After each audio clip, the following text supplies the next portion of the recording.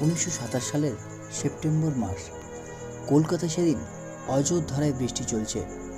Canning street থেকে বেরিয়ে central এভিনিউর ফুটপাতের একটি গাড়ি বারান্দায় বেশ কিছু পথ চলতি মানুষ বৃষ্টি থেকে বাঁচতে দাঁড়িয়েছিলেন। গাড়ি বারান্দাটি লাগোয়া একটি ডিসপেন্সারি, বাইরে সাইনবোর্ড ডক্টর রামস্বামী আয়েঙ্গার। চেম্বারে কেউ নেই। সাদা ধুতি এবং সাদা শার্ট পরা এক দীর্ঘদেহী যুবকও সেই বৃষ্টি থেকে মাথা বাঁচানোর ভিড়ে উপস্থিত। একসময় যুবকটি নিজের মনে গুনগুন করে গান ধরলেন। সাহেবী পোশাক পরিহিত ডাক্তারবাবুটি ছিলেন গানের ভক্ত। অনেকদিন কলকাতায় থাকা সূত্রে রবীন্দ্রসঙ্গীতের অনুরাগী ছিলেন তিনি। বাইরে থেকে গান কানে যেতেই তিনি দরজার কাছে এসে কান পেতে শুনলেন এক যুবক গাইছে এমন দিনে তার বলা যায়, এমন ঘনঘোর বর্ষায়। ডক্টর রামস্বামী তার পিঠে টোকা মেরে বললেন, কামিন। যুবকটি বিস্মিত হয়ে ভিতরে এসে বসার পর ডাক্তারবাবু বললেন, গানটি আবার করো তো। এবার আরও বিস্ময়, তবুও এই বর্ষায় আশ্রয়দাতা বলে কথা, তাই আবারও সে গান ধরল এমন দিনে তারা বলা যায়।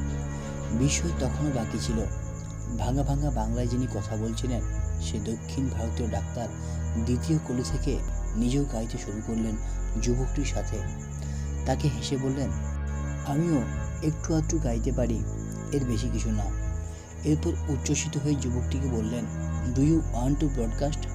কলকাতা রেডিও স্টেশনে আমার কিছু জানাশোনা আছে, তোমার নাম ঠিকানা দিয়ে যাও, সময় মতো যোগাযোগ করে নেব। বৃষ্টি থামতে যুবকটির নাম ঠিকানা লিখে চলে গেল। এর কয়েকদিন পর যুবকটির বাড়ির সামনে একটি পালকি থামল। সেখান থেকে বেরিয়ে এলেন সে দক্ষিণ ভারতীয় ডাক্তারবাবু।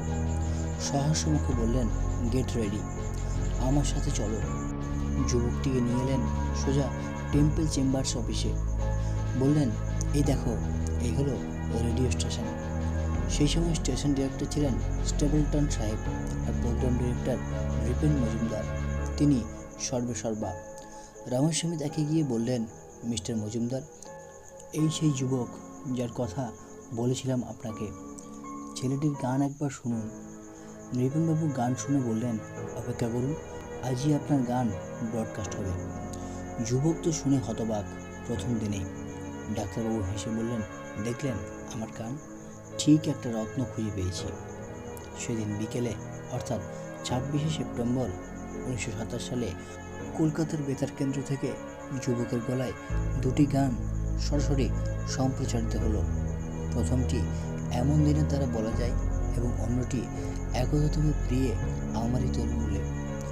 আকাশবাণী থেকে সম্প্রচারিত সেই প্রথম রবীন্দ্রসঙ্গীত। আর সেই দিন থেকে বাঙালি সঙ্গীত ইতিহাস এবং বেতার জগতে নতুন একটি নক্ষত্র সংযোজিত হয়েছিল। যুবকটি আর কেউ নয়, দেশের সঙ্গীত আকাশের এক উজ্জ্বল নক্ষত্র, শ্রদ্ধেয় পঙ্কজ কুমার মল্লিক। 1905 সালে কলকাতায় পঙ্কজ কুমার মল্লিকের জন্ম। তার পিতার নাম মণিমোহন মল্লিক এবং মায়ের নাম মনমোহিনী দেবী। 1970 সালে তিনি পদ্মশ্রী সম্মানে ভূষিত হয়েছিলেন। 1972 সালে ভারতীয় চলচ্চিত্রে তার অবদানের স্বীকৃতিস্বরূপ ভারত সরকার তাকে দেশের সর্বোচ্চ চলচ্চিত্র সম্মাননা হিসেবে দাদা সাহেব ফালকে পুরস্কারে সম্মানিত করে।